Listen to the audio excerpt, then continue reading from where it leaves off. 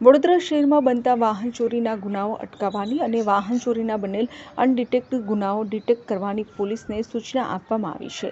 તો ક્રાઇમ બ્રાન્ચની ટીમ પેટ્રોલિંગમાં હતી ત્યારે ક્રાઇમ બ્રાન્ચની ટીમે બાતમીના આધારે આજવા રોડ રામદેવનગર ખાતે વોચ દરમિયાન શંકાસ્પદ મોપેડ સાથે અગાઉ વાહન ચોરીના ગુનાઓમાં પકડાયેલ ઈસમ નામે દિવાંગભાઈ પટેલને પકડી પાડ્યો હતો.